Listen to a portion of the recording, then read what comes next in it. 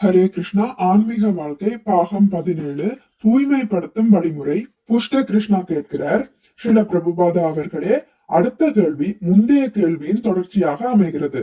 பிறப்பதிலிருந்து இறப்பது வரை நாகரிகம் அடைந்து ஒவ்வொரு மனிதனுக்கும் பல்வேறு சம்ஸ்காரங்கள், அதாவது புனிதப்படுத்தும் சடங்குகள் உள்ளன. இந்த சம்ஸ்காரங்களில் சில அனுஷ்டிக்கப்படுவதில்லை. இவை மறுபடியும் உபயோகத்திற்கு கொண்டு வரப்பட வேண்டுமா? ஸ்ரீல பிரபுபாதர் கூறுகிறார், சம்ஸ்காரங்களின் உண்மை குறிக்கோள் ஜன்மனா ஜாயதே சூத்ர, ஒரு அயோக்கியனை அறிவின் தளத்திற்கு கொண்டு வருவதே. பிறப்பினால் அனைவரும் சூத்திரர்களே, அதாவது அறிவிலிகளே. எனவே சம்ஸ்காரங்களின் குறிக்கோள் ஆன்மீக வாழ்க்கையை பற்றிய அறிவற்றவனை படிப்படியாக ஆன்மீக தளத்திற்கு உயர்த்துவதே ஆகும். சம்ஸ்காரஷ பவேத் த்விஜ, தூய்மைப்படுத்தும் வழிமுறைகளினால் ஒருவன் ஆன்மீக மறுவாழ்வு பெறுகிறான். இது அத்தியாவசியமானதாகும். தனது சுயநிலையை உணர்ந்து வாழ்க்கையின் குறிக்கோளை அறிவதற்காகவே மானிட வாழ்க்கையாகும். வாழ்க்கையின் குறிக்கோள் வீடு பேறு பெற்று கடவுளின் இருப்பிடத்திற்கு திரும்பி செல்வதாகும். எப்படி இருப்பினும் நாம் அனைவரும் பகவானிடம் இருந்து பிரிந்த பகுதிகளே ஆவோம். எப்படியோ ஒரு விதத்தில் இப்பொழுது நாம் இந்த பௌதிக வாழ்க்கையை மேற்கொண்டுள்ளோம். எனவே நமது வாழ்க்கையின் உண்மையான குறிக்கோள் ஆன்மீக உலகிற்கு திரும்புவது. பேரானந்தம் நிரம்பிய ஆன்மீக உலகில் வாழ்க்கைக்கான போராட்டம் எதுவும் இல்லை.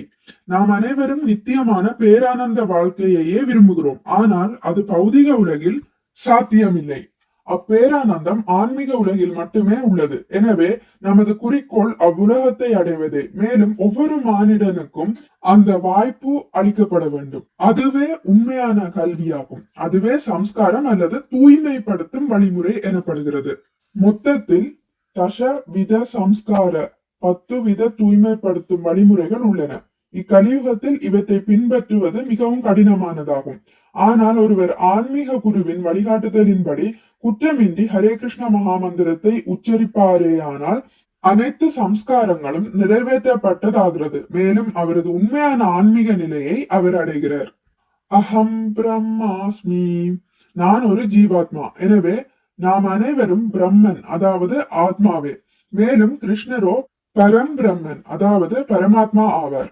அர்ஜுனன் கூறுவது போல, பரம பிரம்ம பகவான், நீரே பரமாத்மா. இறுதி புகலிடம். நாம் அனைவரும் பிரம்மனே, அதாவது ஆத்மாவே. ஆனால் கிருஷ்ணரோ பரமாத்மா, நானோ ஜீவாத்மா அல்லது நுண்ணிய ஆத்மாவாகும். எனவே எனது தொழில் பகவான் கிருஷ்ணருக்கு சேவை புரிவதே. இதுவே சைதன்ய மகாபிரபுவின் போதனையும் ஆகும். ஜீவரோ ஸ்வரூப ஹய கிருஷ்ணேர நித்தாஷ, ஜீவாத்மாவின் உண்மையான தன்மை பகவான் கிருஷ்ணரின் நித்திய சேவகன் என்பதே.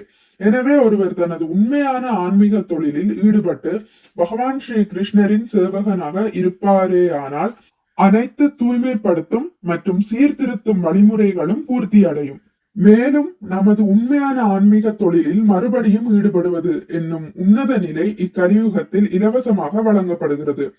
கீர்த்தனாத் ஏவ கிருஷ்ணஸ்ய முக்த சங்க பரம் ரஜேத், பகவானின் புனித நாமங்களை உச்சரிப்பதனால் ஒருவர் முக்தி எய்துகிறார். சீர்திருத்தும் வழிமுறைகள் அல்லது சம்ஸ்காரங்கள் ஒருவரை தூய்மைப்படுத்தி முக்தி அடைவதற்கு வழிவகுக்கிறது. இதனால் ஒருவர் லௌகிகத்திலிருந்து விடுதலை பெற்று இறைவனின் வீட்டை அடைவதற்கு தகுதி பெறுகிறார். இதுவே ஹரே கிருஷ்ணா மகாமந்திரத்தை உச்சரிப்பதன் பிரத்யேக லாபமாகும். தூய்மைப்படுத்தும் வழிமுறைகள் மறுபடியும் உபயோகத்திற்கு கொண்டு வரப்பட வேண்டுமா என்பதே கேள்வி. தேவையானவரை மட்டும் அவை மறுபடியும் உபயோகத்திற்கு கொண்டு வரப்பட வேண்டும். ஏனெனில் இக்கலியுகத்தில் அவை அனைத்தையும் மறுபடியும் உபயோகத்திற்கு கொண்டு வருவதென்பது இயலாத காரியமாகும்.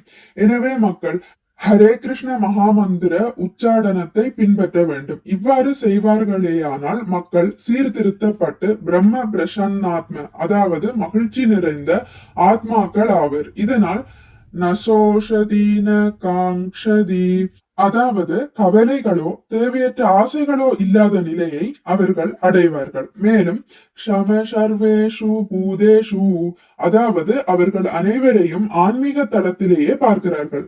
கடைசியாக மத்பத்திம் லாபதேபரம், அதாவது பக்தி தொண்டாற்றும் நிலையை அடைந்து மகிழ்ச்சி அடைவார்கள். மேலும் அவர்களது வாழ்க்கை வெற்றிகரமானதாக அமையும். அந்த கேள்விக்கான விடை கிடைத்ததா என்று ஸ்ரீல பிரபுபாதர் கேட்க, புஷ்ட கிருஷ்ணா பதில் கூறுகிறார் ஆம். இங்கு மற்றொரு கேள்வி எழுகிறது. தாங்கள் சம்ஸ்காரங்கள் தேவையான அளவிற்கு மட்டுமே மறுபடியும் உபயோகத்திற்கு கொண்டு வரப்பட வேண்டும் என்று கூறினீர்களே. ஸ்ரீல பிரபுபாதர் பதிலளிக்கிறார், அத்தியாவசியமானவை மட்டுமே. உதாரணத்திற்கு ஒருவர் பிராமணன் ஆவதற்கு பின்வரும் 4 தகுதிகள் அத்தியாவசியமாகும். முதலாவது தவறான பாலுறவை தவிர்த்தல், 2வது மாமிச உணவை தவிர்த்தல், 3வது போதைப் பொருட்களை தவிர்த்தல், 4வது சூதாட்டத்தை தவிர்த்தல். இவை 4ம் அத்தியாவசியமாகும். இவற்றை கைவிட முடியாது. குறைந்தபட்சம் பாவச் செயல்களை மட்டுமாவது தவிர்க்க வேண்டும். அதன் பிறகே ஒருவர் கிருஷ்ண உணர்வை பயில முடியும். பகவத்கீதையில் கிருஷ்ணர் கூறுகிறார், ஏஷாம் து அந்த கதம்பாபம் ஜனானாம் புண்ணிய கர்மணாம் தேத்வந்த்வ மோக நிர்முக்தா பஜந்தே மாம் திருடவிருதா.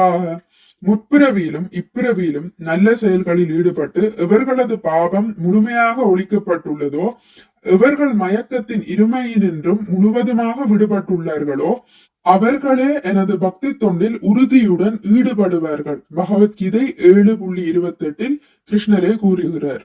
ஆகவே பாவச் செயல்களை விடாவிட்டால் நீங்கள் பக்தனாக முடியாது. எனவே தடை செய்யப்பட்ட இந்த 4 அடிப்படை கொள்கைகளை நீங்கள் தவிர்க்க வேண்டும். தவறான உடலுறவு, மாமிசம் உண்ணுதல், சூதாட்டம், போதைப் பொருட்கள், புகையிலை, டீ, காஃபி உள்பட ஆகிய தீய செயல்களை தவிர்க்க வேண்டும். பிறகு படிப்படியாக பாவமற்றவராக மாற முடியும். இந்த நிபந்தனைகளை பின்பற்றுவதோடல்லாமல் பக்தி தொண்டில் நீங்கள் ஈடுபட வேண்டும். ஆன்மீக குரு மற்றும் சாஸ்திரம் ஆகியவற்றின் கட்டளை கிணங்க பக்தி தொண்டில் ஈடுபடுவதே உன்னதமான படியில் நிலைத்திருப்பதற்கான வழியாகும். ஆன்மீக நிலை என்பது பாவங்களற்ற நிலையை குறிக்கும். அந்நிலையில் பாவம் என்ற கேள்விக்கே இடமில்லை.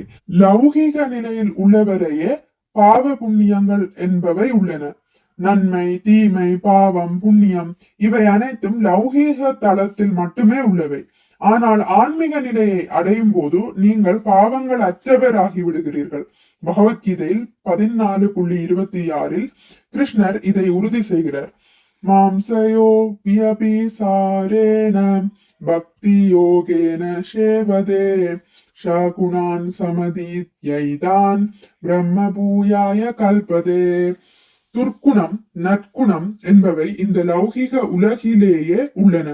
ஆனால் ஒருவர் ஆன்மீகத்தில் ஈடுபடும் பொழுது லௌகிக நிலைக்கும் மேம்பட்ட ஆன்மீக நிலைக்கு உயர்த்தப்படுகிறார்.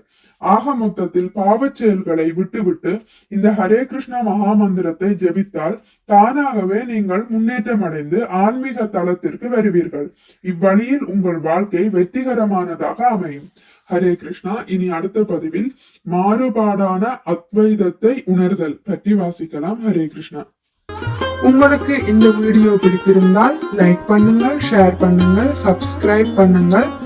நோட்டிபிகேஷன் பெல்லை அழுத்துவதன் மூலம் அடுத்த பதிவுகள் உங்களை வந்தடையும். பகவான் ஸ்ரீ கிருஷ்ணரை பற்றி கேட்டு மகிழ்வோம். ஹரே கிருஷ்ணா.